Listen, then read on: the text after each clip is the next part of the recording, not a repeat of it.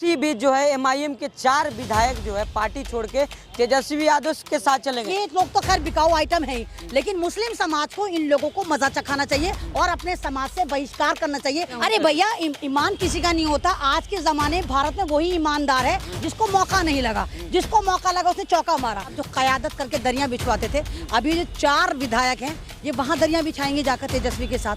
तो ये हमारे लिए बहुत शर्म की बात है कि जिस तरह आपने बिहार का बोला, बिहार के तो खैर वो जाने ही थे, खरीदो फरोख्त पहले से हो रही है। और आपको पता है कि मियाँ भाई जो होते हैं इनका ईमान बेशक वैसे मजबूत हो, लेकिन जब पॉलिटिक्स में आते तो उनको बहुत आराम से खरीदा जा सकता है। यानी उनको ऐसा आज़ाद छोड़ रखा था, वैसे साहब ने उनको लगाम नहीं डाली थी कि तेजस्वी के साथ बिक गए। नमस्कार, मैं आपके साथ राशिद, हमारे साथ सोशल एक्टिविस्ट अहमद रिजवी है। इनसे बातचीत करेंगे जिस तरह से महाराष्ट्र के बाद पूरे बिहार में जो सियासी उथल पुथल मची हुई है। लगातार जिससे कहा जा रहा है कि शिंदे कभी कहा जा रहा है कि मुख्यमंत्री बन रहे हैं, कभी उप मुख्यमंत्री बन रहे हैं। जो उसी बीच जो है एमआईएम के 4 विधायक जो है पार्टी छोड़ के तेजस्वी यादव के साथ चलेंगे। कयास लगाया जा रहा है कि बिहार की राजनीति भी बदलने वाली है। तमाम मुद्दे पर चर्चा करेंगे अहमद जी से। ये लगातार जिस तरह महाराष्ट्र की सियासी हलचल है, लेकिन बिहार के 4 विधायक एमआईएम के चले गए तेजस्वी के साथ, इन सब मुद्दों की सच देख रही हैं? देखो, जिस तरह आपने बिहार का बोला, बिहार के तो खैर वो जाने ही थे, खरीदो फरोख्त पहले से हो रही है। और आपको पता है कि मियाँ भाई जो होते हैं इनका ईमान बेशक वैसे मजबूत हो, लेकिन जब पॉलिटिक्स में आते तो उनको बहुत आराम से खरीदा जा सकता है। अब मैं तो यही हैरान हूँ, बेचारे ओवैसी साहब जो कयादत करके दरिया बिछवाते थे, अभी जो 4 विधायक हैं ये वहाँ दरिया बिछाएंगे जाकर तेजस्वी के साथ। तो ये हमारे लिए बहुत शर्म की बात है कि यानी उनको ऐसा आज़ाद छोड़ रखा था, ओवैसी साहब ने उन पर लगाम नहीं डाली थी कि तेजस्वी के साथ बिक गए। अरे जब जाना ही था तो ओवैसी साहब, आपकी पार्टी ने क्यों नहीं गठबंधन करा? जब भाई अगर आपको करना ही था तो ये एमएलए भी आपके पास रहते, आप इज्जत से जाके तेजस्वी के साथ गठबंधन कर लेते, तो आपके एमएलए आपके पास भी रहते और इज्जत भी बच जाती। अब क्या हुआ, आपको तो 0/0 दे दिया, पूरा बिहार का सुत्ता साफ कर दिया मीम पार्टी का। एक विधायक बचे हुए हैं। नहीं तो एक विधायक भी वो इसलिए बचे हैं कि शायद उनका पैसा ज्यादा लगा होगा, या हो सकता है कि वो उनकी मजबूरी है कि वो प्रदेश अध्यक्ष थे। हो सकता है प्रदेश अध्यक्ष ना तो वो भी कहीं अगर ज्यादा मिलता। एक करेगा क्या भाई, 5 थे, 5 ने पार्टी बनाई थी, मजबूती करी थी।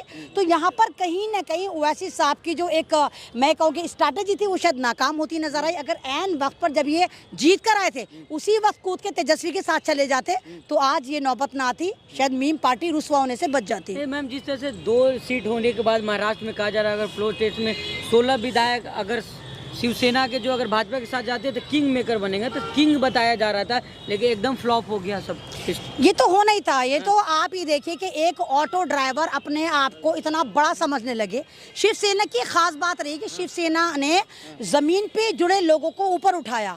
और अगर आप बैगनाथ शिंदे यानी एकनाथ शिंदे जो बैग लेकर भागा है, पैसों का बैग, 3000 करोड़ का बैग, तो बैगनाथ शिंदे को जिस तरह खरीदा गया है, तो ये वाली बात पता चलती है कि इंसान की जो औकात होती है, अगर आप उसको औकात से ज्यादा दें तो फिर इसी तरह प्याज काटता है, जिस तरह बैगनाथ शिंदे ने काटा।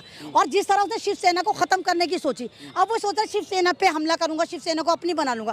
भाई मेरा बाप है तो मेरा बाप मेरा ही बाप करेगा, तेरा बाप कैसे बन जाएगा? या तो तू ये वाली साबित कर कि तू वाकई नाजायज औलाद है, तेरा कोई बाप नहीं, इसलिए तू बाला ठाकरे को अपना बाप बताना चाहता है। और दूसरी बात है कि तुम्हें ऐसी कौन सी मौत पड़ी थी तो तुम वहां जाके छुपे थे आसाम में जहां बाढ़ आ रही है। तो यानी तुम कहीं ना कहीं गद्दार थे और इनको पता है। अगर आपको पता हो 6 महीने पहले से ईडी ने इन तमाम लोगों को नोटिस दिया था, इन तब की आय जो थी वो दुगनी तिगनी थी। कह रहे कि हिंदू जग गया उनके अंदर का। अभी जगह हिंदू, पहले मरे पड़े थे, गुफा में थे, कहाँ थे पहले ये लोग? कह रहे कि नहीं शिवसेना बात नहीं, पहले कहाँ थे? डिजिटल तवाइफों के साथ पड़े हुए थे, पहले थे कहाँ? ये जो अब इनका एकदम से इनका जो जमीर जगह है, जमीन नहीं जगह, बैग जगह है, बैग भारी हुआ है, बैग भारी हुआ। दूसरी बात ये जेलों में सड़ते 2 साल और कूदेंगे। 2 साल बाद शिवसेना के साथ एक खास बात यह है कि शिवसेना के साथ जिसने भी गद्दारी करी वो दोबारा नहीं जीता। तो जितने एमएलए टूट कर गए, सिर्फ इनकी जिंदगी 2 साल है, 2 साल बाद ये खत्म होंगे। विपक्ष का कहते हो कि विपक्ष जो है अच्छा कर रहा है, बीजेपी बुरा कर रही है, या कि बीजेपी बुरा करी तो जाहिर है फिर विपक्ष का नंबर आता है। लगातार कर्नाटक के बाद मध्य प्रदेश और अब महाराष्ट्र,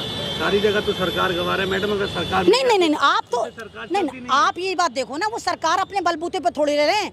ईडी का जो निकाल के लेकर आए जिन, वो किसी के पीछे लगा देते हैं। ईडी का जिन मेरे पीछे लगाए, शायद मैं भी चिल्लाना शुरू कर दूं, हाँ मैं नाथूराम गौड से हूँ, जबकि मैं नहीं हूँ। मतलब नहीं, ईडी का आप देखो ना, ईडी का जो भूत निकाला है और ईडी की कार्रवाई शरीफ लोगों पर करी जा रही है या इनकम टैक्स की करी जा रही है या क्राइम ब्रांच की करी जा रही है, तो किसी को भी डराने के लिए यूज करे तो संविधान की धज्जियां उड़ा रही है। लेकिन कहा जा रहा है कि हिंदुत्व अब्दुल सत्तार की भी जग गई है, शिवसेना के विधायक है, वो भी कह रहे हैं कि हिंदुत्व के मुद्दे पे बात नहीं कर रहे, बाला साहब ठाकरे के रास्ते पे नहीं चल रहे। ये तो ऐसा हो गया सूरज को चिराग दिखाना, सूरज को चिराग दिखाना। शिवसेना किसी को पता नहीं कि शिवसेना है क्या।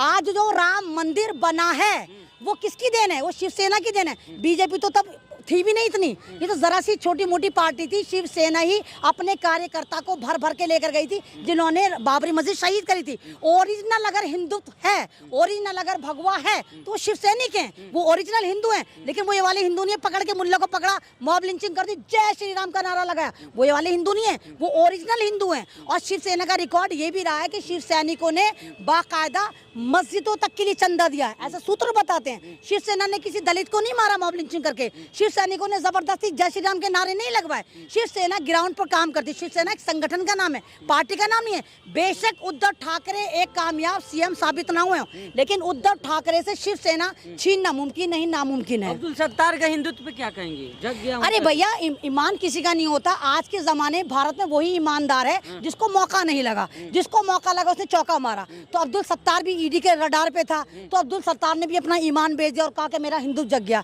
तो अब्दुल सत्तार जैसे लोगों को तो मुस्लिम कम्युनिटी का बाइकॉट करना चाहिए। और ये लोग तो खैर बिकाऊ आइटम है ही, लेकिन मुस्लिम समाज को इन लोगों को मजा चखाना चाहिए और अपने समाज से बहिष्कार करना चाहिए कि हम अब्दुल सत्तार को अपनी कम्युनिटी का मानेंगे ही नहीं। अच्छा मैम, जिससे बेबाकी से आप बात रखती हैं, किस पे यकीन करे जनता? लोग कहते हैं वैसी सब आते हैं, कहते क़यादत खड़ा करेंगे, कोई कहता है कि हम आपके समुदाय को तरक्की करेंगे, मुसलमानों को हक देंगे। लेकिन जिस तरह से अगर मुस्लिम विधायक की पार्टी छोड़ के चले जाएंगे तो मुसलमानों की क्या गलती है? मुसलमान तो उन्हें वोट दिए ना। नहीं, आप ही देखिए ना कि जितने भी विधायक होते हैं ये सारे भूखे नंगे आते हैं। किसी का अपना मकान होता है, जबरदस्ती इनको जबरन इलाके के लोग जमा करके इनको जितवाते हैं। लेकिन 5 साल में जो ये अपना एम्पायर खड़ा करते हैं, तो वो सवाल करना चाहिए जनता को, कहाँ से आया? जनता फिर इनसे दबना शुरू हो जाती है, जनता इनको अपना माई बाप समझ लेती है, जनता इनसे सवाल नहीं करती, जनता तो जा के सेल्फी खिंचवा के इनको प्रमोट करती है। तो यहाँ पर गलती जनता की है। जनता को पूरे 5 साल इनके ऊपर लगामें रखनी चाहिए कि कर क्या रहे हैं। और अगर ये दल बदलू ईमान फरोश दूसरे दल में जाते हैं तो संविधान में ऐसा भी तो होना चाहिए। जब बार बार एक्ट चेंज होता है तो क्या हमें ऐसा संविधान नहीं बनाना चाहिए, कैसा एक्ट नहीं लागू करना चाहिए? अगर कांग्रेस का कोई विधायक कूद के बीजेपी में जा रहा है या सपोज दैट बीजेपी का कांग्रेस में आ रहा है, तो उसका जो उसकी सदस्यता को रद्द करना चाहिए।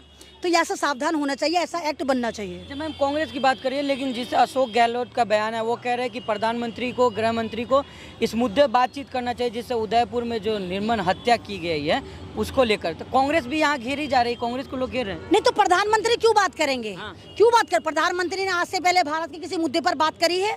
प्रधानमंत्री तो नोट छापते हैं, प्रधानमंत्री तो इश्यूज में रहते हैं कि कहाँ पर सत्ता गिरानी है, कहाँ पर सत्ता उठानी है, किस एमएलए को खरीदना है, किस पे ईडी का छापा मरवाना है, किस मुल्ला को बर्बाद करना है, कहाँ पर इस्लाम के खिलाफ कार्रवाई करनी है, किस मंदिर में शिवलिंग ढूंढवाना है, कहाँ पर हनुमान चालीसा करना है। तो प्रधानमंत्री तो बेचारे इतने बिजी हैं, उनको अगर धर्म की अफीम चटाने से फुर्सत मिले तो वो भारत के दूसरे मुद्दे देखे ना। गलत बोले, यूएई में है प्रधानमंत्री इस वक्त, जब ये दोनों वारदातें हुई है, शिवसेना की सरकार गिरी है या कि उधर वो कांड हुआ है, तो आप प्रधानमंत्री को कैसे? नहीं, अगर वो यूएई में है या फ्रांस में है या जर्मनी में तो वो भारत के प्रधानमंत्री नहीं रहते।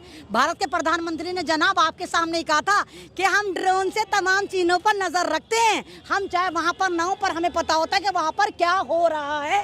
जिस तरह उदयपुर में घटना हुई उसके बाद पूरी दुनिया में मुसलमानों की बदनामी हो रही है। भारत के लोग तो जो लोग हैं, जो हिंदू यहाँ बसते हैं, वो तो बदनाम कर नहीं, मुसलमानों की बदनामी वहाँ पर हो जहाँ मुसलमान कोई उनको प्रोटेक्ट करते नजर आ रहे हो। किस मुसलमान ने कहा नहीं इन लोगों ने सही करा? मैं खुद कह रही हूँ कि इन लोगों ने सही नहीं करा और ये मुसलमान थे ही नहीं। आप दाढ़ी लगा के, टोपी लगा के, कुर्ता पजामा पहन के स्पेशली जाते हैं और किसी निर्दोष को मार देते हैं और बाकायदा तलवारें और अपने हथियार को फिर फेसबुक पे पोस्ट करते हैं। कौन है लोग और कौन है इनके पीछे? नहीं, गलत है। मैं तो कहती हूँ जब सबूत हैं, मारते हुए नजर आ रहे हैं तो कौन सी अदालत लगेगी? भाई पेड़ पे ले जाके फांसी डालो, भाई फांसी पे लटका दो। पूरा हिंदुस्तान का नहीं, पूरी दुनिया का मुसलमान कह रहा है उन 2 लोगों को फांसी होनी चाहिए। और इसके जिम्मेदार मोदी जी आप हैं। आपका स्ट्रीम चैनल है जो सुबह शाम नफरतें परोसता है, जो सुबह शाम हिंदू मुस्लिम करता है। आप शिवलिंग ढूंढवाते फिरते हैं, आप हनुमान चालीसा पढ़वाते फिरते हैं। आपने जो एक जाफरानी गैंग, एक नफरती गैंग तैयार करा है, आज इसकी नफरतें इतनी बढ़ गई, लोगों को ना रोजगार की टेंशन है,